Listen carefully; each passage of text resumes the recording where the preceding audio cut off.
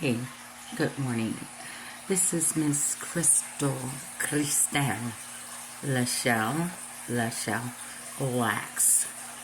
And I'm right at the Supreme Court because if they don't do right by my daughter, Dominique Sandra Marie Lax, Lax, at the Rose M. Singer Center Jail, Rikers Island, for over a $2 bottle of water. Really? Mr. Security Guard, really? Even she was stranded. Her purse and everything was lost. I mean, like, really? Seriously? I would have had just let her go instead of all of this extra Supreme Court drama, really, at the end of the day.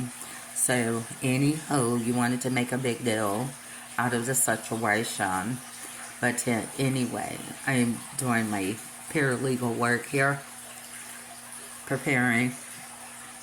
Yeah, so anyway, I was just thinking out loud because sometimes that's how my thoughts begin to formulate. I begin to think out loud. And I was thinking of how so many people, they try to do their best to do this pimp thing, which I think that you really needs to retire. I had this one old school pimp. He still was rocking the Jerry curl and scooting his little water and his little Pepsis and stuff. And he called himself a pimp. And I got injured. So I've been in a wheelchair, or I use a walker. So I'm in my wheelchair. And he called me a bitch. And he said, yeah, bitch, why don't you come over? Why don't you come over and I'll give you $40 to my hotel room. First of all, it's very insulting to me for you to even call me out of my name. He just didn't know that I had like a little shank in my coat pocket. And he was at my level of the wheelchair that I said if he called me that one more time, that vein artery of his neck, I'm going to go ahead and use it. But before I can even, that one more instant, there was a young man that was at the bus stop with me. And he said, what did you say to her? And before I knew it, he just knocked that man right on his tail. See, pimping game ain't for everybody. Baby, the pimping game ain't for everybody, and you just can't approach everybody like old school. This was one of those old school, where he seemed like he gonna force somebody. You understand me? And before I knew it, that young man, and he was a Mexican man, and this was a black man that approached me in such a disrespectful way. Okay, so that kind of tells you how some of the black brothers treat some of the black sisters. And he didn't know me from Adam and Eve. You feel me? And for you to just come up to someone and just speak to somebody mother, somebody grandmother like that. You feel me?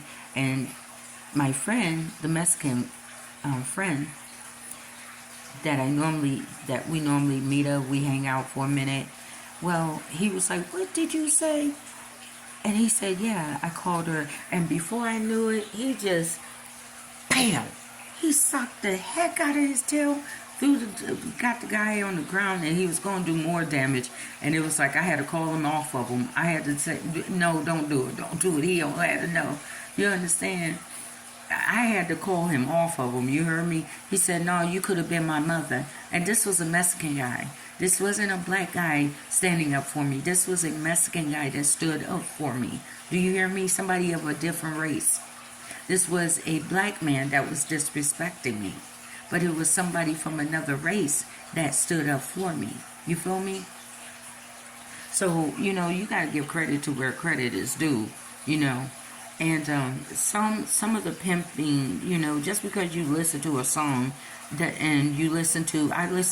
been listening to Tupac ever since I've been a young lady, And my main song was Gotta Keep Your Head Up. Because when I was a single parent, I was struggling up and down. And there was nobody really, really there by me and my kid's side. So it was times where you felt like it was just you, your kids, up against the whole world. Everybody didn't like you, that woman, and their kids. It was like I had the haters even back then. That woman in those kids, look at her, that woman. And I wouldn't be doing nothing but taking my tail to that $3 $5.25 an hour job in Indiana. And oh, honey, you think they gossip about me now? They used to really gossip when I was a little bit more slimmer and looking more like my daughter. She's like the younger version of her mom. Oh, Lord. Whoo, and don't let those women hear a man give me a compliment. Oh, Lord, he gonna catch hell. And they still catch hell today. If a man say something good about me, watch how those women start acting. That's why I tell them, bruh, don't do it. I understand. Don't give me a compliment at all, because you're going to catch hell. Because these women don't like for men to give us compliment.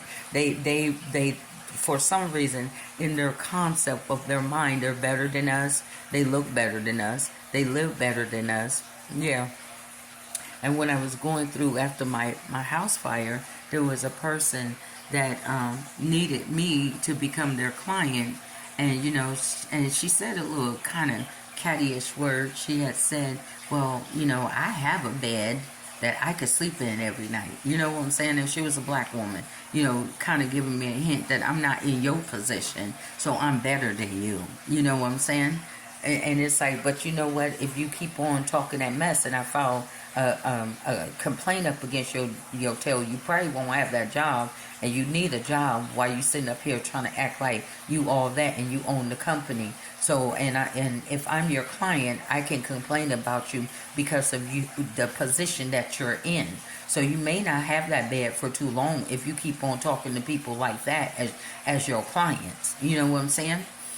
And so some people, I was getting back to this pimp thing. It's like that stuff is really old, and you should not be approaching women like that, bruh. If you can't, I seen men of my family and of the old school. My son does this, Antoine Lack.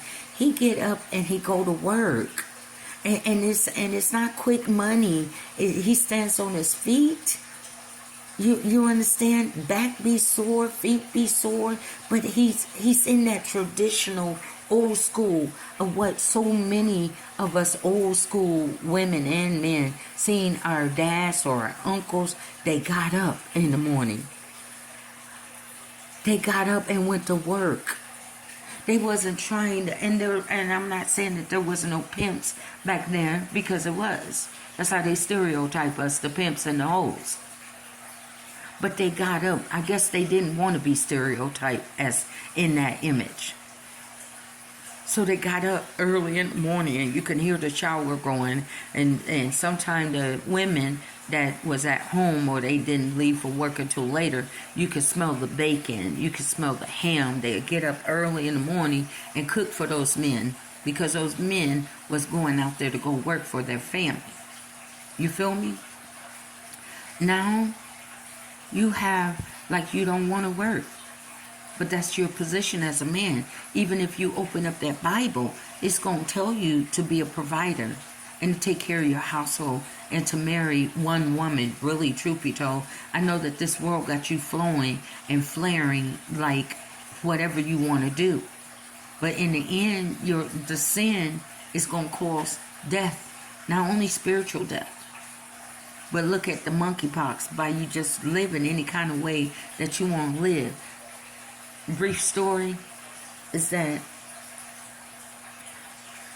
as a kid, I used to see like the cool kids, like the football players, cheerleaders and stuff. Their parents let them do and go anywhere that they wanted to go and do. For me, I had to be restricted. I had until 8 p.m. sharp, and at the age of 15 to get it on in this house, okay? And so I used to feel like I'm being deprived, you know what I'm saying?